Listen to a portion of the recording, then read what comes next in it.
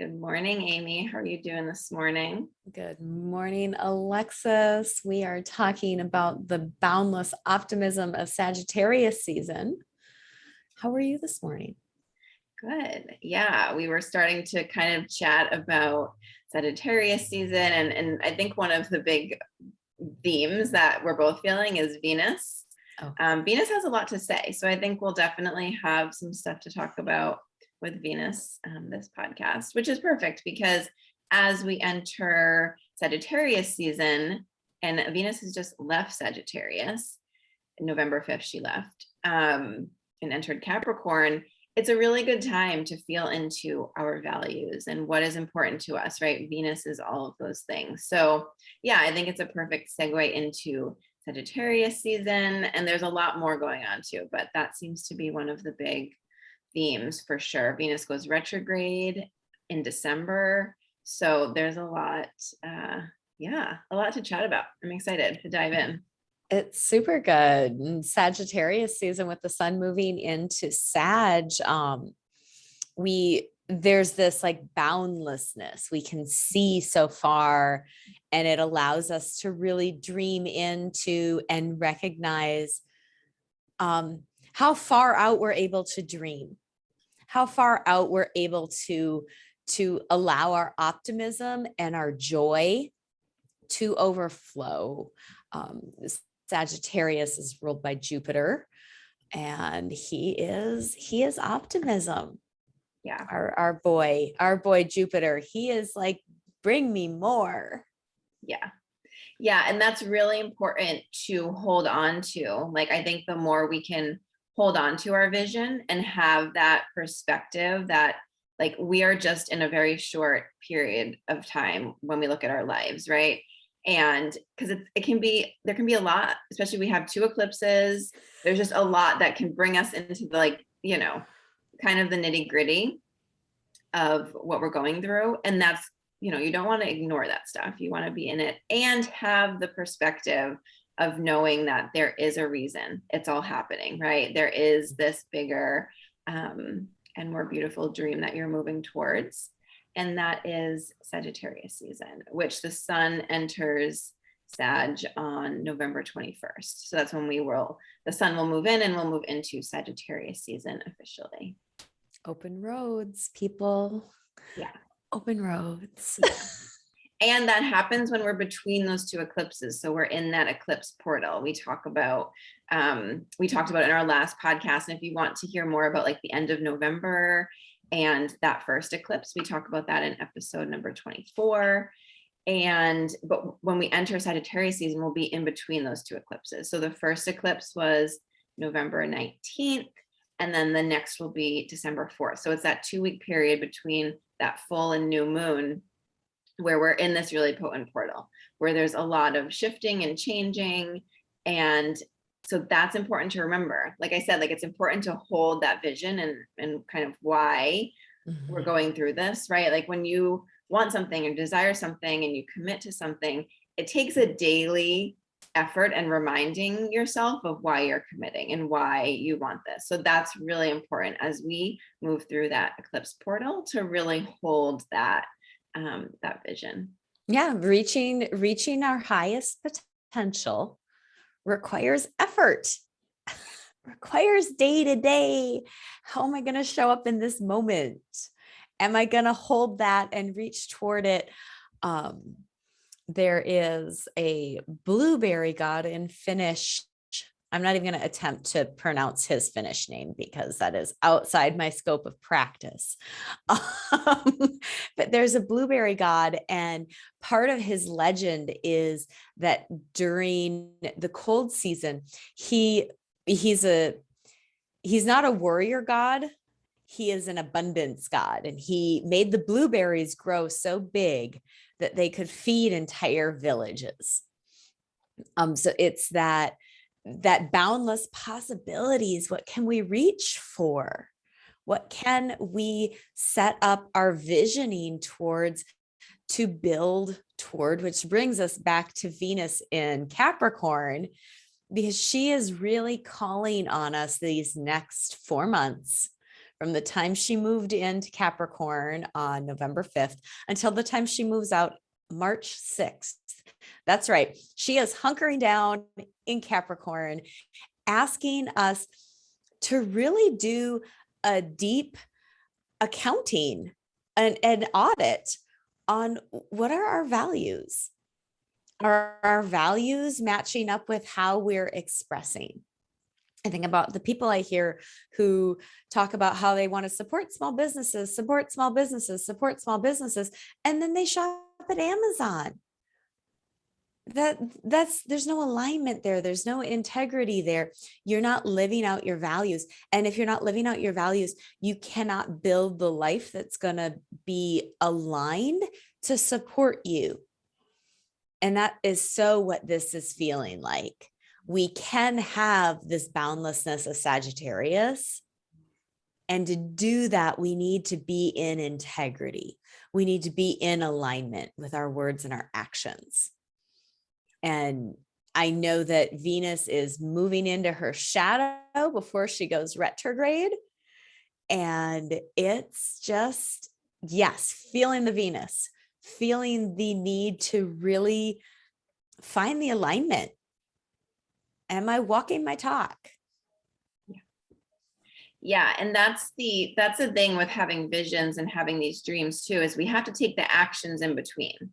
And that's what, to me, Venus in Capricorn, it's like boots on the ground. It's an earth sign. It's cardinal earth. It's like boots on the ground, make things happen, but in a rooted way. It's not just about dreaming them up. We need that too, right? Like we need to have the space to dream these things up, to let ourselves like go to these impossible places that we don't know how to get to yet.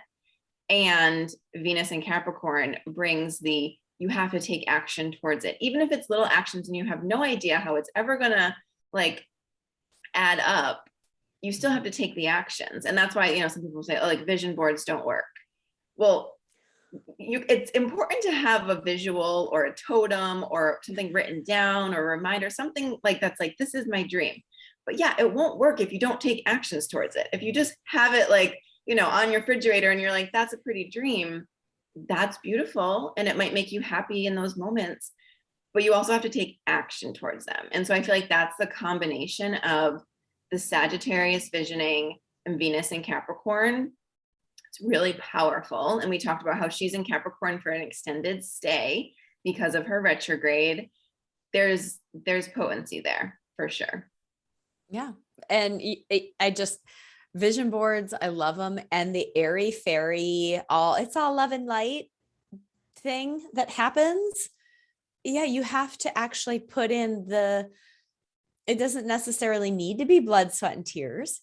And if you are a person who does not want to do the work with ease and grace, it's going to be blood, sweat, and tears. And you can achieve it if you put the effort towards it. You can't just look at it longingly and hope it shows up. Like, that's not what this is. And Capricorn. Yeah. And it takes often some risk of like our heart, like some vulnerability, right. We talk about how the bigger you want to reach the joy and the bliss, you also have to equally feel the pain. And not that right. Like the pain, there's many different ways that can show up, but in some way we have to feel both ends of the spectrum. And so, right, you can move through those painful moments with ease and grace. You really can. You can go through all of the grief and the things that you need to release and all of the, the quote harder or, the emotions we don't like as much. They're still beautiful. They're still part of the whole equation. But it's that too, of remembering that it's the whole spectrum. You can't reach the heights of joy and bliss if you haven't experienced the other side of it. And so that's a piece to remember too, that, it's all how high do you want to go? How big do you want your dreams to be? And we can move through all of it with ease and grace if we can just have that perspective. And I think that's another gift of Sagittarius. If you allow yourself to have that perspective, to step back, sometimes like when you're in it, it's really hard, but when you can step back and say, okay, this is just a blip in time. Like I will make it through. I have made it through XYZ, all these other things. And that perspective can be really important. And also remembering that the shadow side of Sagittarius can be that know-it-all, can be thinking that, you know, you have all the answers and you know everything. And even if it's just at certain points, right? Like we can go through that and we get in these like frustrated moments where we don't really want to, you know, do it anymore. And we're just like, yeah, throw our hands up. And it's like, I've been there, I know it. But having the curiosity, bringing the compassion is really important to kind of be the opposite to that know-it-all, is that humble, just like, okay, like this is just part of it, right? Like it's not good or bad. I'm just learning. Everything is an opportunity to learn. And when we're doing the learning, we can come to that place of, oh, I've been here, and have the space to recognize that, well, if you've been doing the work, if you've been learning, and if you've been growing, you're arriving in this place from a different route than you've ever been on before. And arriving, showing up in a city from a different highway than you usually do, gives you a different perspective. And with that different perspective, what deeper growth, what deeper expansion, what shifts can be created if you're utilizing and calling on that. Well, yeah, I visited this city before, and look, I'm coming at it from a completely different place. Maybe I should just cool my jets, shut down my like, oh, I've been to this city and I know everything there is to know, and have a look, because chances are good it's changed also since you've been there. You have changed, it has changed. And how can you meet it with that newness, that curiosity, rather than the, I know what there is to know about the city. Like you and it are both stagnant. Be better, do better. Yeah. And that's why that perspective is so important. Just to have moments when you can like step back and be like, okay, it's okay that I was in my thing. Like we're human. Mm-hmm. And the perspective to be able to step back is really important. And with that, Mercury will enter Sagittarius just a few days later on November 24th. So we'll have Mercury, the messenger, just moving through Sagittarius. Just like allowing us to have more messages in that area, to highlight, to kind of bring more wisdom to what we need to see so that we can move forward. And be able to talk about our dreaming. To be able to talk about that boundlessness of Sagittarius. I think about my kid. He comes up with the craziest, wildest ideas to save the world. And all of it is valid because he can think out of the box much better than my old crusty self can. He does a beautiful job of thinking out of the box. So really tapping into that Mercury and Sagittarius and being able to give words to, or even if you can't speak it, to be able to write it out, to be able to move it out, to be able to find a way to express those big, boundless, we could save the world dreams. This is one of my favorite things to hear. And it sure frustrates me when I'm like, well, that's not possible because this and that, because I was raised in a world where we were given more impossibilities than we were plausibilities. And then to help us with our possibilities of our dreams is Neptune. He stations direct on December 1st. So Neptune is like, there are no limits. And he is really that ability to dream. It's like the infinite. It's like beyond. Neptune is that like dreams beyond the physical. It's like the infinite possibilities. And he is in Pisces, which is the last sign of the zodiac, which is that sign of, right, infinite possibilities. It's that very like, it's everything is one. And it's this very like cosmic, almost like our minds can't wrap around it. Neptune stations direct there. So it's now forward motion. He's been in this internal space, this retrograde space for a while of like the internal, looking at what we want, where we doubt, because we are the ones that hold ourselves back, right? So where we doubt what is possible, where we have those old beliefs, we've been through months and months of this. So now Neptune is stationing direct in Pisces, and he's aspecting Venus and Mars, who are that, like, to me, they're the closest planet. They're right, some of the closest planets to us. So they have this personal ability to bring it into the personal, like how, okay, we have these big dreams. How do we bring that in to both our feminine, which is our ability to receive it, to feel worthy of it, and Mars is to like take action on it. So it's pretty perfect that we're having Neptune stationing direct in Pisces, bringing these like dreams forward while he's aspecting Venus and Mars. It's a pretty great way to open December. And I think we're going to need it because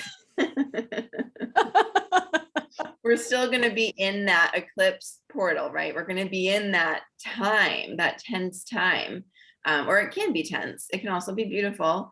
And we open December with Neptune stationing direct. Oh, so good. And keeping in mind that it's not, a stationing isn't like, and now we're like plowing forward.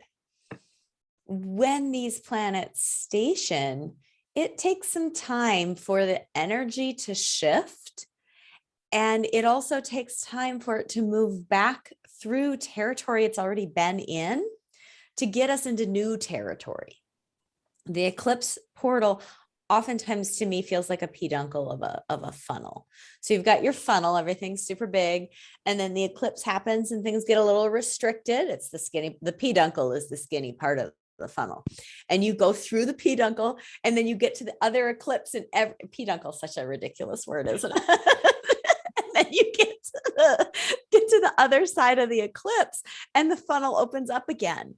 And so him stationing direct moves us into a different energy and starts to allow us to move into okay, what are we going to do? We saw what the issue is. We've had time to make a plan to change it. And now we're going to have time to start to implement the plan so that by the time Neptune hits a fresh degree, when he hasn't visited 3 times this year, then we can really like launch. And Neptune is not a terribly speedy guy. No, he's super slow. He's a slow guy, and we're back to that baby step piece that we were talking about, like continuing to do the process, to do the work, to put in the effort. And to call on Neptune and I feel it as a leaning back into the support that's there, to move with that Venusian, like I can receive, and that Martian action and the balance of it. Neptune can feel like Neptune in a lot of ways is a higher vibratory level of Venus. So he can feel androgynous in his heights, his high heights. He can hold both of it. He can hold everything there is to hold because he is so expansive. He is the ocean of the cosmos in that big, huge place. So I guess I need some help with my pronouns here. They are the ocean of the cosmos in that huge, huge place, bringing in the abundance that comes. Yeah, and that's a super important piece to hold, right? Because we get Neptune direct in Pisces, we have Venus in Capricorn, and so those are really important pieces to hold as we move towards that solar eclipse on December 4th, which is conjunct Mercury. And so we get an eclipse with a megaphone, like as if eclipses weren't turned up enough. We have a solar eclipse, 12 degrees of Sagittarius, on December 4th. So that will be a new moon eclipse, and it is on the south node. It's near the south node. So it's a new moon eclipse, right? It's that new beginning, but it's also, there's a lot of releasing. So it's kind of, it's both. And that whole, like you said, that whole portal, that whole tunnel that we're moving through, it's all of it. It's the releasing, the where we want to go, but we're in this kind of portal. So we're still in this container of it, but that one specifically is that new moon. So it is that new beginning. It's kind of turned up, like, and has a megaphone of Mercury holding up, like, okay, like really listen here, because when we come out the other side, like, we want to make sure we are in the right place. We want to make sure we're moving towards the right things, right? Not the old stuff that we, kept moving towards, new forward, right? And so that day, it's just interesting that Mercury is right there too, because he's really going to turn up the volume on what we're going through as we kind of move towards the exit of that eclipse portal. That is the second, right? We had the one in November. So then this will be the second as we start to move out. So the volume is going to be really turned up. And I always say with eclipses, like, we don't have to do too much, right? Like with new moons and full moons, you can have, new moon intentions and full moon rituals, but with eclipses, you really don't have to do a lot. It's really more about listening and just being present and just observing, really, because the stuff's going to come at you. Like, you're not going to miss it. You just have to have the space to listen and to just be with yourself. So that should be an interesting way to kind of move out of eclipse season. And again, we'll have a couple of weeks on the other side of it where we're still moving out, like you said, and like we say a lot, is it's not just like a one and done. It's, you have these peak moments and then you have some buffer time around it as well. The only way you can miss the messages from an eclipse is if you are flat out unwilling to look, unwilling to receive. And if that is the case, really checking in, our ability to receive is directly related to our self-worth. Venus, look, she's back. And we're better able to receive when we recognize our own worth, when we recognize what our personal value is to ourselves. So this may also be a time of, if you're not getting the messages, to check in. Do I feel like I'm worthy of getting the messages? Do I feel like I'm worthy of cosmic support? Do I feel like I'm worthy of seeing my highest path? So checking in on your self-worth, because Alexis is completely and totally spot on. The only way you cannot get the messages is if you're not paying attention. They're so loud. Throw Mercury into the mix here, and he really is calling us to, like, are you paying attention at all? Mm-hmm. Yeah, for sure. Yep. So that's just that. Just that. And then a few days later, we get Mercury square Neptune. So again, Neptune, who is just stationed direct, will get a little, squares sometimes can be a little challenge or a little test that we throw in there from Mercury. So he has some messages for us, and it could be around some challenges or some, little testing, like, do you really believe, what you say you want? That idea of the infinite possibilities with Neptune. Well, Mercury comes around and is like, I'm just gonna like poke a little, I'm gonna test a little bit. And that's coming out just out of the eclipse. So we're still gonna very much be in that energy as Mercury makes a square to Neptune on December 7th. It's so good. The picture that came to mind was this idea of Mercury really asking what you believe and why do you believe it? As I think about how much we are in an eclipse, is this excavation. Alexis often talks about it as this churning up of the things that are down deep. And when we're churning that up, well, why do you believe that? Is that belief serving you? Is that belief limiting you? So really calling out, well, why do you believe that? I like the thing that's coming up is Libra being about balance. And I've been working with my Libra energy, working on figuring out my balance and recognizing this limiting belief of, well, relationships are with people. Well, there's also a relationship between doing and being. That is a relationship. Can we find that balance? Like, it's just something that I have personally been playing with that I invite everybody else to play with. Well, why do I think this? The balance between head, heart, and gut, our deep knowings. How often I'm hearing from people, well, the logic is, the statistics are, yeah, but what does your heart tell you?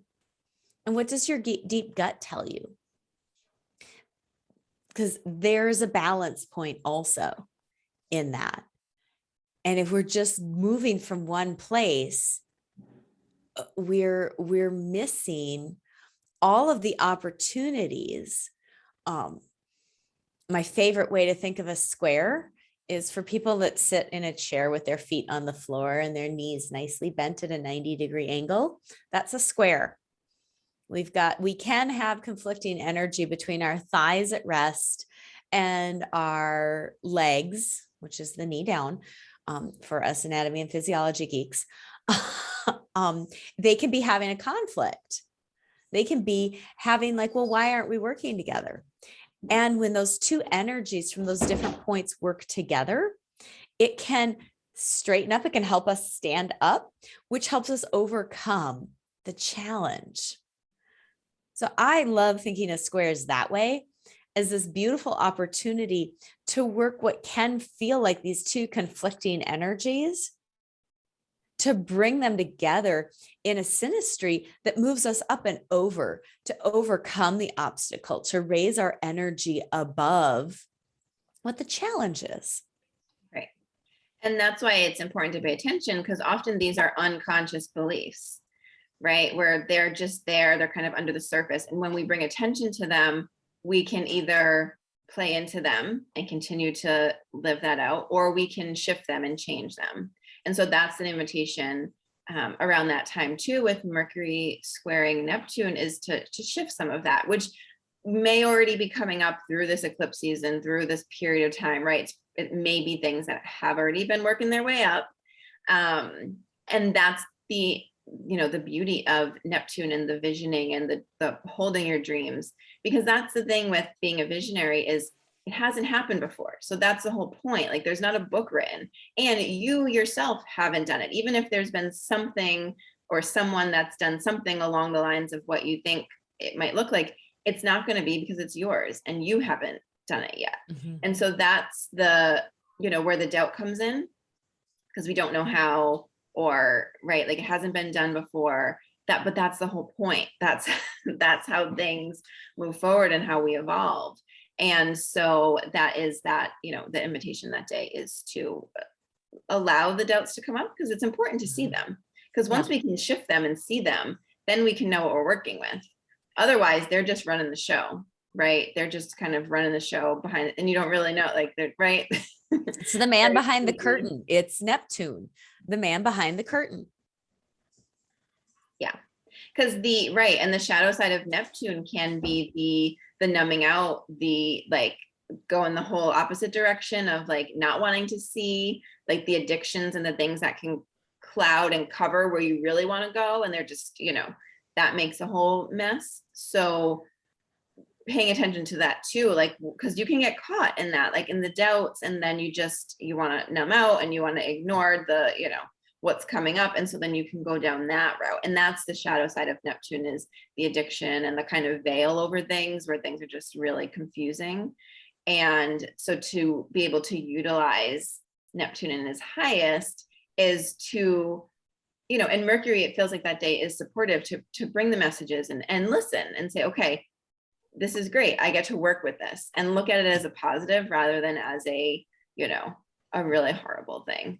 Because it's always just messages that are just letting us know something. And as impossible as it may seem, it's not.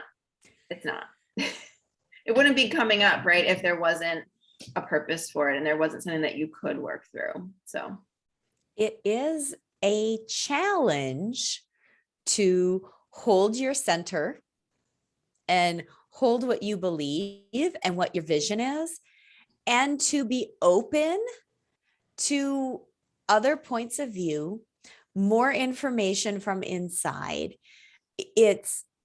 We're back at that balance point.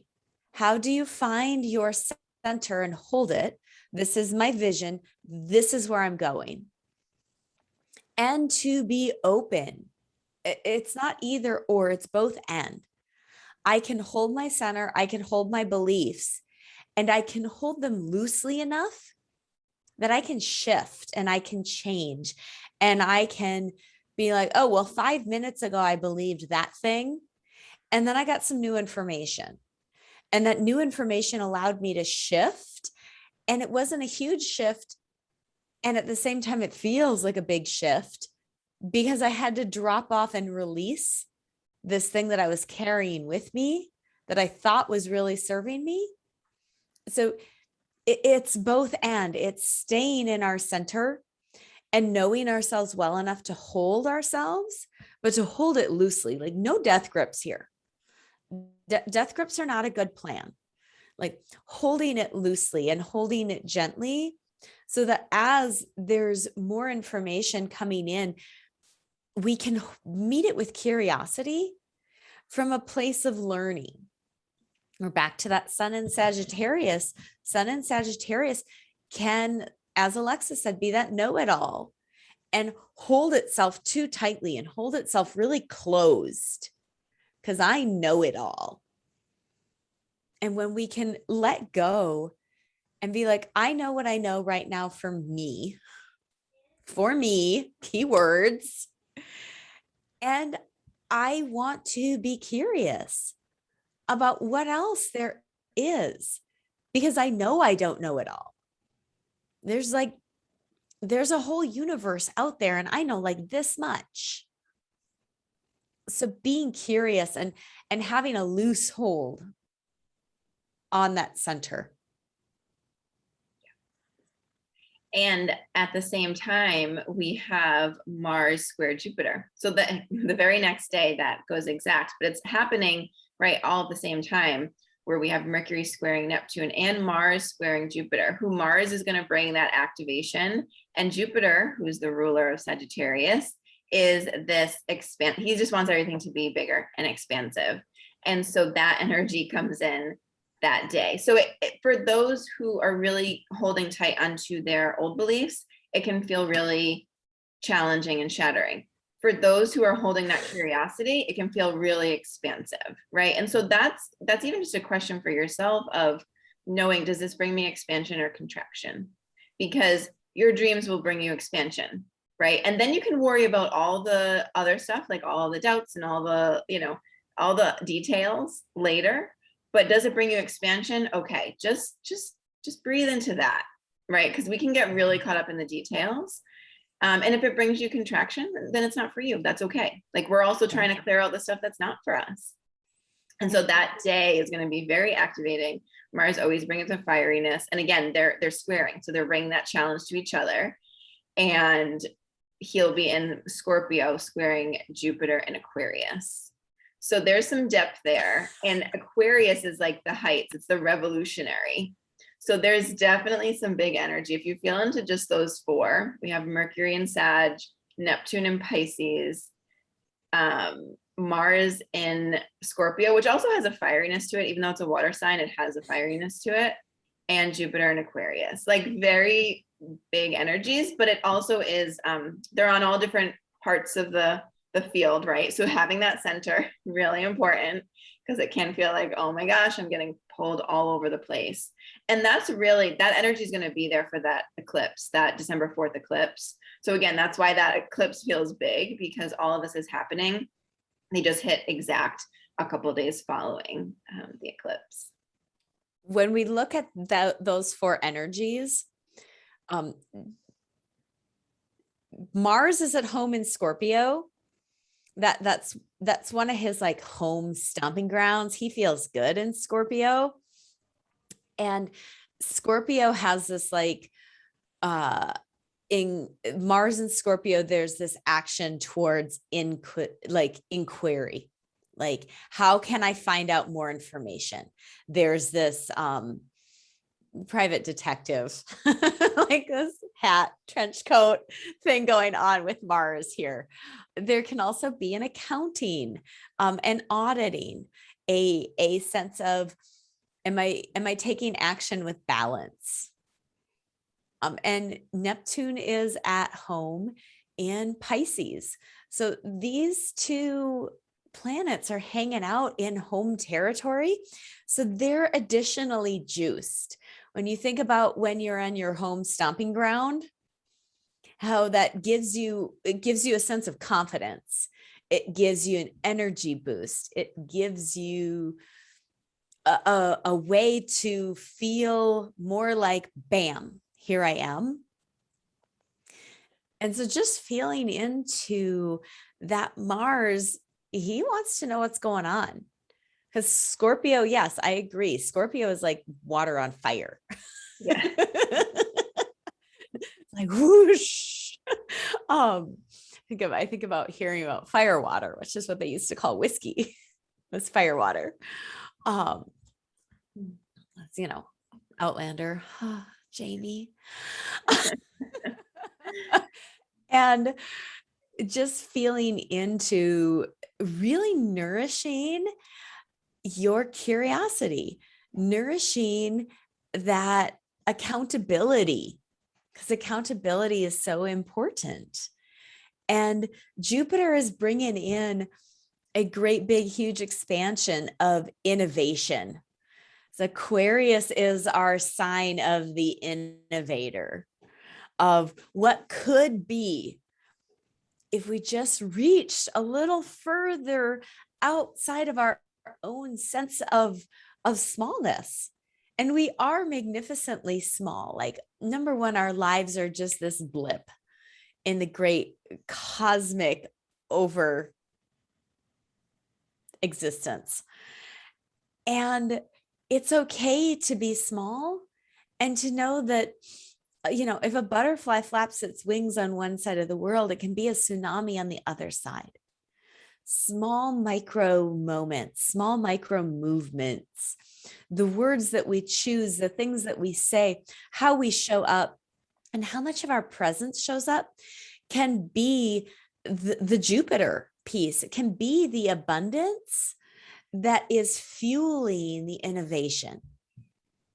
We can say one thing and it can spark something in somebody else. So bringing all of ourselves, here I'm going to tie it in. Jupiter wants, he is bringing all of us forward. He's calling out our optimism, all of our faith, all of our joy, and bringing in that potential, the potency of it can lead us to greater innovations, can lead us forward into our next steps.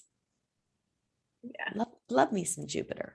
Yeah, I'm getting a really great visual of like coming out of the tunnel of like the eclipse portal, and like Mercury's there guiding you, right? Because he's there, he's conjunct that eclipse, and so but he's moving with you out, and then on the other side as you exit, it's Jupiter, Mars, and Neptune, like really big, activating, like huge energies that like are coming out the other side. And so again, like just, yeah, it can be really beautiful and expansive if you have that curiosity. And also to remember, this is happening around the eclipse, and the north and the south node. So eclipses happen when it's a new or full moon near the nodes of the moon.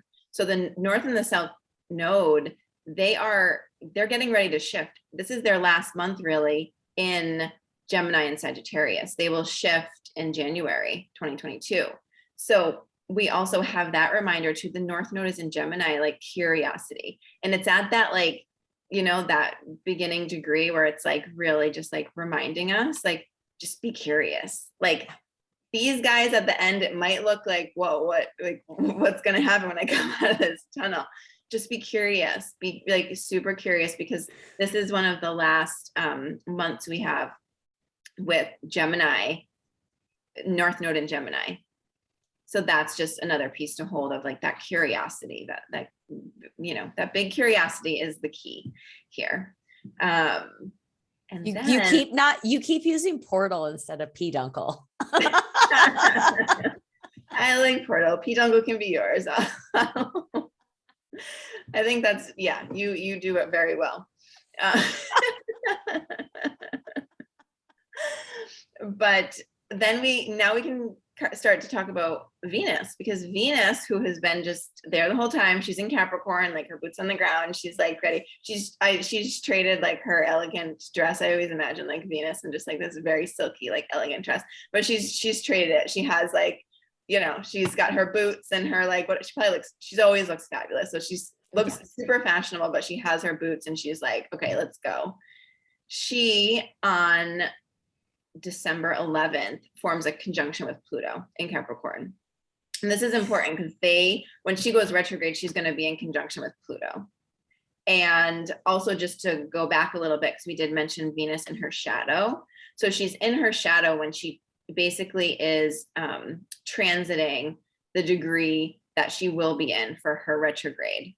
So she enters her shadow on November 18th. So just to give you an idea, that first eclipse we talked about in November, that's when Venus enters her shadow.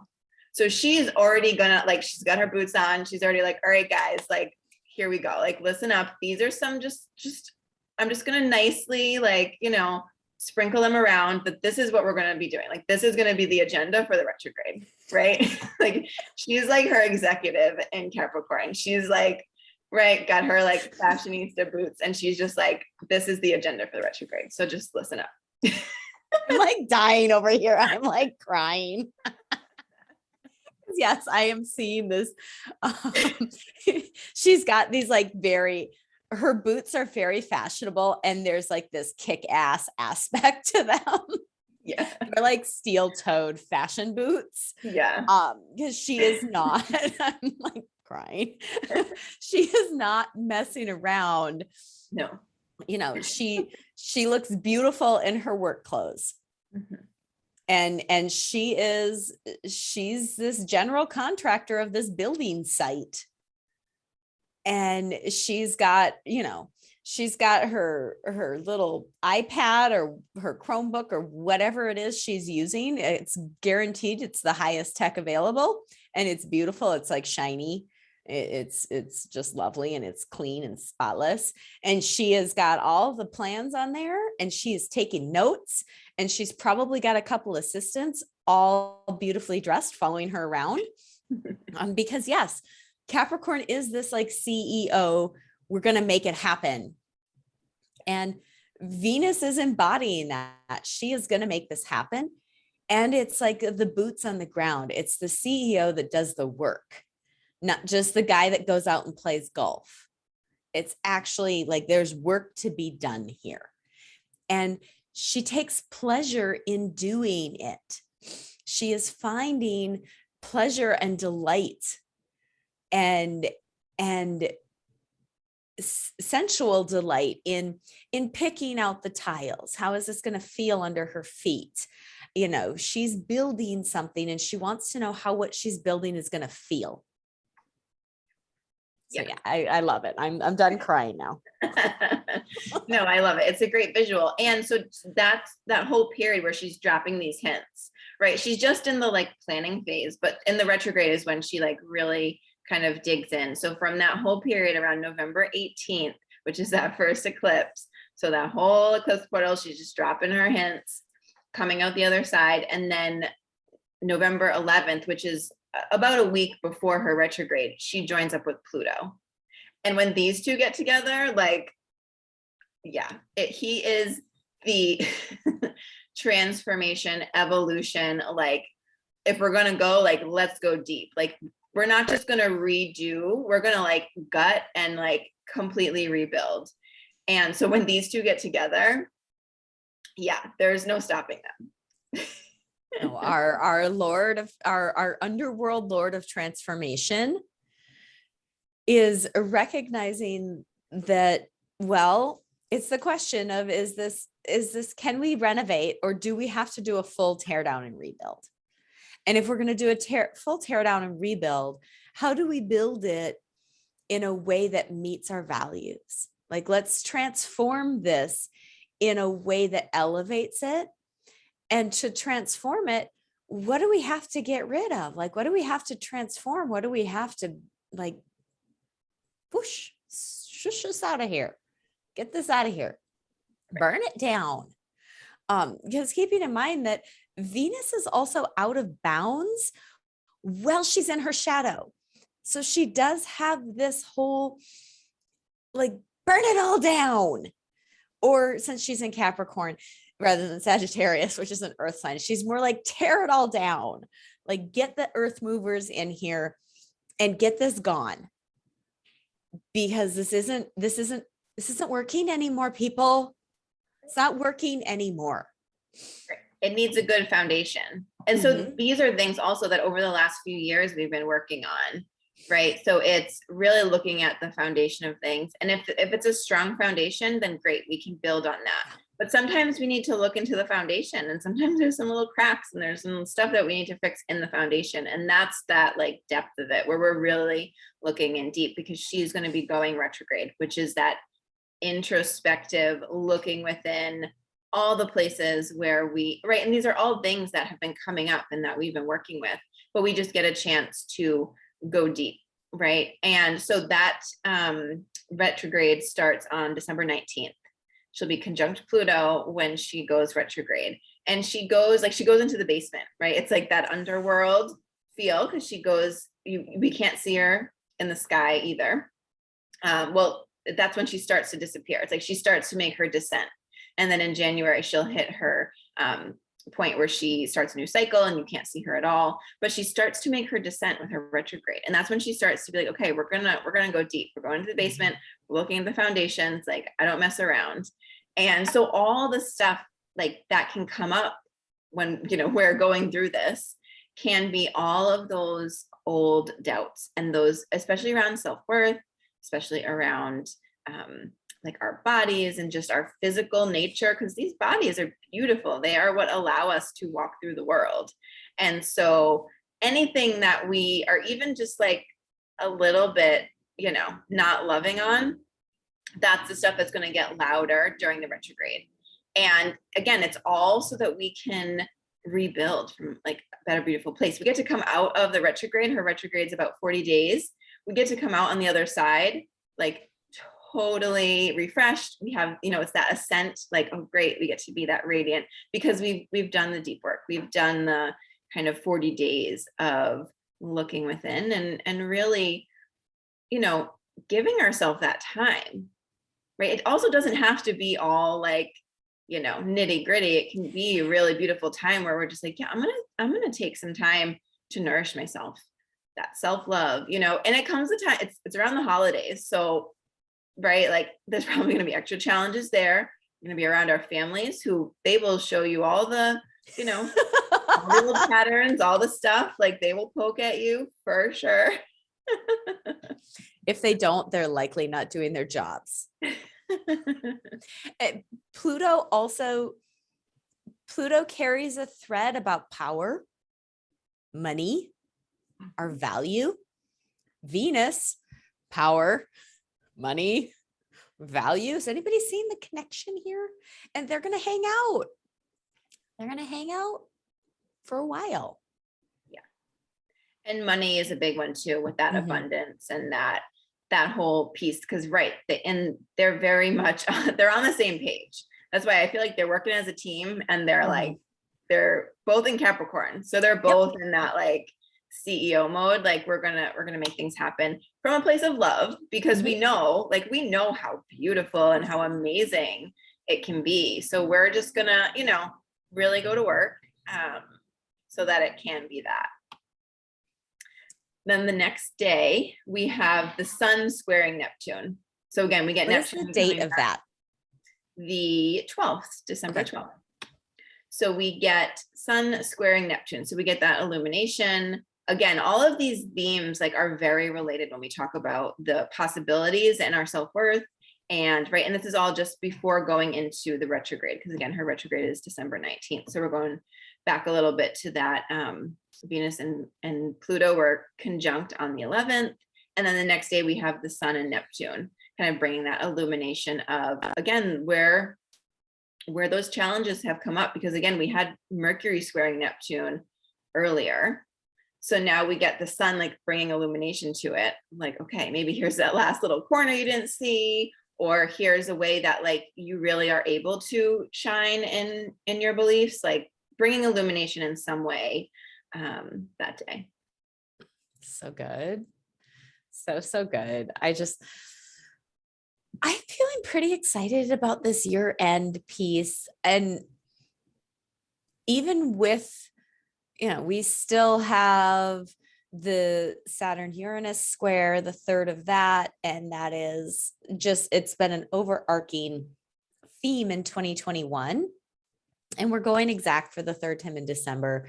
And I know that is feeling restrictive for some people and challenging. And now we've got Venus. She's doing her thing. If you want to know more about the Venus retrograde piece, check out our Patreon in December. This is what we're playing with in December, is taking a deeper dive into this. We've got our Pluto return happening in the US. For me, all of this movement feels exciting. And I'm a sun in Aries, so movement, cardinal, fire starting, burn it all down is really appealing to me. And I know that the wateriness and the far out, we can't hold it of Neptune can seem can shrink us down, can make us small, because we live in a culture where we need to know. We need to know. And it feels like the sun lighting this up with Neptune can be an opportunity for us to bask in the warmth of the sun, in that not knowing. Like, it's just micro moments of practicing. How do we micro moment of knowing that the sun is there warming us? The sun's got us. It's okay. It's shining the light on things. And we can sit back in the not knowing. And even if it's just a like, take like a couple breaths in the not knowing, just every time you lean into that not knowing, add one breath onto it. Add one breath onto it. The not knowing is super exciting. And I'm bringing this to you from the positioning and the viewpoint of a recovering control freak. It is fun not knowing what's going to happen next, because it's such it's a practice in presence. How can we presence ourselves in the right now? Because if we're busy dealing with the, like, I've got control of everything and I know what's going to happen because then I can feel safe, that's so small and it's so limiting. And now in this place of recovery from being a control freak, it just feels sad to me when I look out at all of the, like, I'm in control and I'm in control and I'm in control and I'm in control that's going on out in the world. Please sit back into the not knowing. Just even just do one breath. Start with one breath.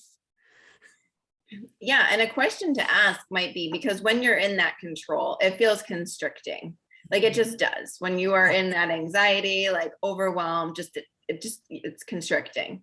So a question you can ask yourself when you're in that is, what can I do to feel expansive? And it might simply be to like take a few deep breaths, right? Maybe it's like, oh, I'm going to go read that book that just like gets me excited or I love, because that's just a break from my mind. So that book, to me, reading that book feels expansive. Or maybe it's calling a friend, whatever it is, you can ask that question. What would bring me expansion right now? Because even just feeling into that, it kind of just, like, as you say the word expansion, it kind of softens you. Just, oh, what would bring me? It brings you out of it, right? It brings you out of that, like, you know, that headspace we can get into when we start to just do the cycling of like the anxiety. So that was just a question that you can ask. And then moving along with the astrology, we have December 13th, Mars enters Sagittarius, the same day that Mercury enters Capricorn. So they switch places. So Mars, who was home in Scorpio, now enters Sagittarius during this kind of the end of Sagittarius season. So we get fire on fire, Mars activating, moving into a fire sign, lots of activation, basically to everything that's happened over the past few weeks, because Mars just gets to move over everything. And as he enters on the 15th, December 15th, he will meet up with the South Node. So that place where we had that eclipse, he brings activation to all the stuff, right? So it's not like this is why we don't just like get out of it. He brings some activation to bring us, you know, pieces that we need to see, just whatever, like little bits that, you know, to help us close out. But he's going to be on that degree. So that can bring activation, right? And that South Node piece is, the South Node can feel really tough because it's the letting go part. It's the not control part, right? It's the release, the letting go, the clearing of what no longer works. And so Mars activating will be like, just in case you missed anything, I'm going to come in with my warrior like energy and make sure you didn't. Like, you may have been able to get by and just be like, yeah, no, I got it all, you know, even if you only got like 90%, Mars is going to come and be like, no, there's a little bit you missed.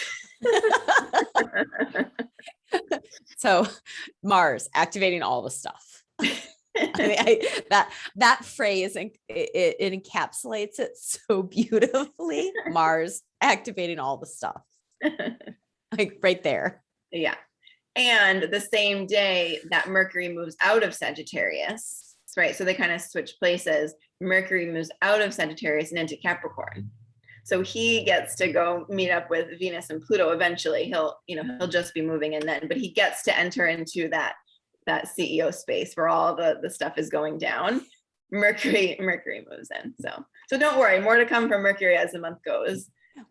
Yeah. He's gonna meet up with Venus and Pluto, and they're gonna kind of check in on how everybody's been since the cosmic cocktail party back in February of 2021. You know, how's everybody been? What have you been doing? What have we managed? What have we let fall through the cracks? Just bringing in some attention into Capricorn and what we can build. Yep. And then a couple of days later, we have the full moon in Gemini. So it's 27 degrees of Gemini, trining Jupiter. So we get some expansion from Jupiter in Aquarius. So the two air signs, Gemini, which is that curiosity. It's where the the North Node will be just moving out on the other side of Gemini soon. So this also feels like, although the full moon is on the other side of Gemini from the node, it also feels like it's bringing which is kind of nice, actually. It's kind of like on its own in a trine to Jupiter, right? So it's not an eclipse, but it's bringing that kind of energy of the two air signs, Gemini and Aquarius, like very much that curious and that higher mind kind of visionary, revolutionary expansion. And it's expansion and it's a full moon, right? So it's a peak of the eclipse was a new moon eclipse at the beginning of December. So now everything we've worked through, we get this full moon, which also feels like a clearing, because after the full moon, we'll begin to release. So I feel like that's when we really start to move out of the eclipse energy. It's kind of nice. It's like we're probably gonna be ready for December 18th full moon. It's our last full moon of 2021. It's our last full moon of the year. Yeah, it's a big one. It's a big one. And then we get to move out of that energy with the waning, right? So and the curiosity is a word that always just comes with Gemini. So it's really just like having that, oh my gosh, what, right? As you can label it however you want, however eclipse season went for you, like, right? However you want to look at it, having that curiosity and be like, oh, wow, okay, how are things? Like, let me take a breath. Let me look back on this past month. How have things gone? Like you were watching it as a movie, right? Like as if you were just, kind of taking yourself out and just, because that's the beauty of full moons too, is there is this illumination, there is this fullness, and we can't see it when we're in it sometimes. So the full moon, that full moon especially, feels like it brings some, and it brings some mental bits too, because it is in an air sign, trining Jupiter in Aquarius. So if you feel like you were just in it and just things weren't really making sense by then, and this Gemini full moon thing should start to make a little bit of sense, to kind of the pieces start to come together. Yeah, this final shed, this final release, lighten up all the things. And that comes the day before Venus retrograde. So it's all, you can feel how they're all very close together, right? And so as Venus begins to make her descent, and again, she's been in this shadow period, so she's been dropping the hints, but she really moves into that retrograde period on December 19th.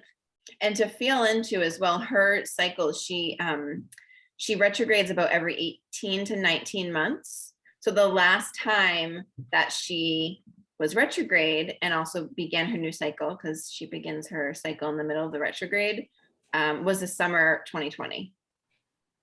Just feel into that. Just a little something to consider.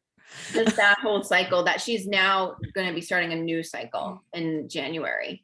So that is also, when we feel into the cycle of Venus, that she's going to be moving that. And again, we talked about how it's conjunct Pluto. So she's going to be moving into that place on December 19th. So the Sagittarius season feels like so much fun right now. There's a lot going on. And that day also, the day that Venus stations retrograde, Chiron stations direct in Aries. So Chiron, who is the wounded healer, he stations direct. So it almost feels like that is supportive for this though, because he stationing direct is able to bring medicine and to bring some perspective in that forward motion way. So he's the medicine man who gets to bring the medicine as Venus goes through her descent. It feels like that's supportive to have Chiron direct. Because sometimes with Venus going retrograde, a lot of like old wounds can't come up, especially around self-worth, right? And so to have Chiron stationing direct feels like there is some medicine there, like we can lean into, but this isn't all just like to make us go crazy, but this is actually to bring things up so that we can evolve, right? So it feels like that's a message too of Chiron stationing direct. It's interesting that those two are stationing that same day. The other energy I tend to feel a lot of with Chiron is the energy of the maverick, the energy of, Chiron was one of Kronos's children. So there's that challenge there. And Chiron consistently went his own way. He did things his way, and working from that place of like shamanic medicine man, like, yes, I see what the wound is, and now I'm going to bring the medicine. So there can be with Chiron that maverick edginess to what the healing is. It's not going to be your standard, we're going to put a Band-Aid on it and call it good. There might be some rattles and some chanting involved instead. Yeah, exactly. And that feels great for Venus as she goes on her descent. Like she's going on a shamanic journey, like Chiron's there. Like it's gonna be great. If you're open and you're just having that curiosity, like, it's gonna be great. It's gonna be really great. Yeah. Chiron is showing up with the rattles. Yeah. Might involve some, moments where you're on the floor, but it's going to be great. Yeah. There's also the invitation to remember that our moments that feel big, like we can't, like the emotion is too big for our body to contain it. When we can allow it to move through, and when we cannot make a story about whether this is good or bad, and just stay in the place of, wow, I'm a human and I can feel this. I can feel this. And what a gift that is to feel it. Even if the feeling is I'm on the floor in tears. Wow. How amazing is that? How amazing is it to be able to feel that much joy and that much ecstasy, because you can go to those deep places, because you can be on the floor and in the depths, and knowing that it's not going to last. When we're just with it, it's a 90 to 120 second chemical process. It just can move through us if we can get our heads out of the way. Get your head out of the way. The head, that logic piece, is beautiful. I love the head. It's great. Science is fun. And it is the shallowest level of understanding. It just is. So get it out of the way. Let the rattling come in and turn on your theta state so you can go to deeper, better, funner, more amazing, more expansive places. Yeah. And allowing it to move through. Yeah. Like I want to rattle. Because sometimes we can also we can get attached to the depths and the pain, because there is an aliveness we feel with it. Can make us feel so alive that, right. And this isn't always we're not always doing this consciously on purpose, but we can get attached to those kind of pain moments because they make us feel so alive that we hold on to them. We don't let them just move through. Like you said, that 90, second kind of let it flow through. And then we miss what's on, it gets better. If we can let it move through, you get to the other side, where sometimes when we hold on, it can be like an addiction almost, where you stay in the pain because there is an aliveness we feel with that. There is. And so that's a piece too, to remember, letting it move through, not getting attached to the story, but also not not bypassing, not trying to get somewhere. You can't really try. It's just really about surrendering to the process, but not getting attached. I think is a big piece of it, because you can get really, sometimes, you can get attached to that pain place. Oh yeah. We see it all the time in our culture here in the United States with chronic pain. Chronic pain can be an unconscious, energetic, and emotional attachment because it helps us to feel alive. Something I have certainly seen in my decade and a half of being a body worker, the people that are attached to their pain. Very much a thing for realsies. Yeah. And remember that as we move towards the end of the month, because on December 24th, we have that Saturn square Uranus aspect that Amiee mentioned. So we'll come back to that in a second, but remembering we have that. So that is the third exact. They've been in a square all year. Saturn and Uranus 2021, they've been in a square, but they hit exact 3 times. So we'll come back to that in a minute, because on the 20th, December 20th, Mercury trines Uranus. And the reason I bring it up is it feels like Mercury is bringing some information beforehand, right? He's bringing a trine, so it's supportive. He's bringing some supportive information for this, this radical change piece that Uranus wants to bring. And it's just a couple of days before that third Saturn Uranus square. So it feels really important. So that's December 20th. Again, we have Mercury in Capricorn trining Uranus in Taurus, both earth signs. So it feels like this is also a difference of the last one of the year, to have them both in earth signs. It's bringing it down. Okay, we've been through this whole year, it's been a roller coaster ride. And what is the message we need to know before we close out this kind of last piece? So that happens on December 20th. Yeah, super good. And then we get the 24th is that Saturn Uranus square. That's a third square because the other ones happened. We had a Saturn Uranus square mid-February. Then we had one mid-June.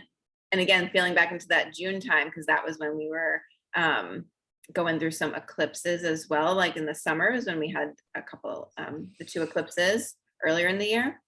And then we get this last square late December, the 24th. So just, just feeling into that, feeling into that this can bring, because oftentimes when we have a series of 3, the first can be just that kind of first bit of information. The middle is that peak, but we're kind of in it, so it can feel really loud. And the third can either be the pieces we miss, like the pieces that we, need to see, and also that closing out piece of that, oh, in hindsight, right, we can see kind of a fuller picture. And so we don't reach that till the end of the year, really. So just holding that too, like holding yourself with compassion, knowing that like we have a lot to get through this month, and that we close out the month with Saturn squaring Uranus. I mean, Saturn is the carpenter, he's the builder, he wants us to build. He's in Aquarius, holding that revolutionary, the new. How can we move towards the new so that we can actually, bring into existence what we want? And he'll be there for a few years. We get Jupiter, who will also be moving out of Aquarius. He's been in Aquarius for most of the year. He'll be moving out end of December, but Saturn gets to stay there. So we have Saturn and then squaring Uranus, who is he's the revolutionary. He is about change. He's in an earth sign though. So he's bringing in like the practical, how do we need to actually change our thoughts, our patterns, the things. So that time, around that whole time, again, because they're slow movers. And like we said, they've been in this square all year, but they just have this moment where they hit exact. So it just gets a little bit louder. And that's how we kind of close out the year. If anybody needs some help around a Saturn Uranus square, I live in it natally. So just let me know. Happy to help. All of this, yes. And an invitation to check out our Patreon channel. We are, for the month of November, it has been a deep dive into the mythology of Medusa and Pallas Athena. And as I mentioned earlier, in December, we're going to be looking at Venus and her descent journey, her retrograde. So this is very, very exciting. If anyone wants to come and play with me in December, I'm doing a full day workshop for the solstice on December 18th. My website is in the show notes, so check it out.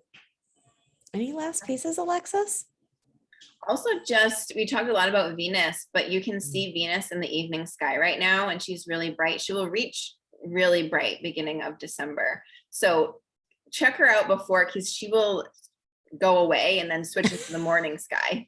So like spend some time with Venus in the evening sky. I mean, I personally love Venus in the evening sky. She just brings that like sparkle to the night. Or if you can see her a couple nights ago, that it was a crescent moon in Venus, like so good.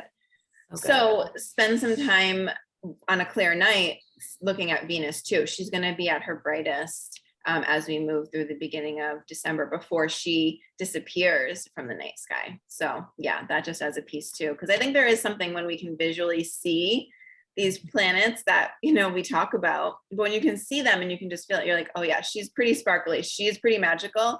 I get why she would be that CEO with her magical boots. Fabulous. Love it.